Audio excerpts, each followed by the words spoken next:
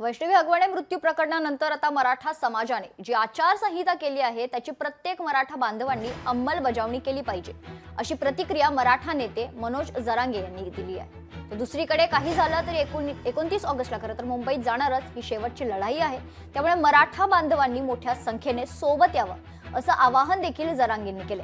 त्यांच्याशी बातचीत केली आहे आमचे प्रतिनिधी अमोल धर्माधिकारी यांनी।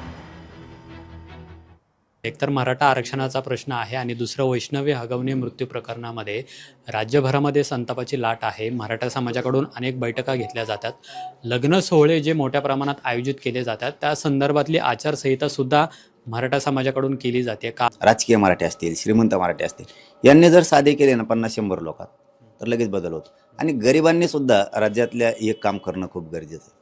ते हुंडा फंडा तर द्यायचाच नाही, पण दोघांना जो खर्च येतो नवरीकडच्याला आणि नवरदेवाकडच्याला यांनी ती होणारा खर्च जमा करायचा आणि व्यवसाय टाकून द्यायचा। शेवटची लढाई असेल तुमची आणि ते मारपार फाईट जमून त्यासाठी यायचं असतं, पुन्हा पुन्हा एकत्र यायचं असतं आणि आपला दरारा देशावरती टिकून ठेवायचा असतो। ही जबाबदारी आपली असते। गिरीश महाजनांनी सांगितलं होतं, गिरीश महाजन साहेबांनी, की मराठा आणि कुणबी एक हे कायदा जर पारित करायचा असला तर त्याला आधार लागतो। आता शिंदे समितीनं 58 लाख नोंदीचा अहवाल सरकारला दिलाय, म्हणजे आता कायदा पारित करायला हरकत नाही तुम्हाला।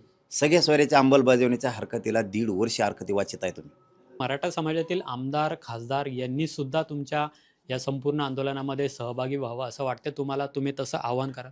नाही झालं तर पडते पुढं, पुन्हा लोक बघतात। खूप खूप धन्यवाद आमच्याशी बोलल्याबद्दल। कॅमेरामन योगेश केळापुरेसह अमोल धर्माधिकारी, लोकशाही मराठी, पुणे।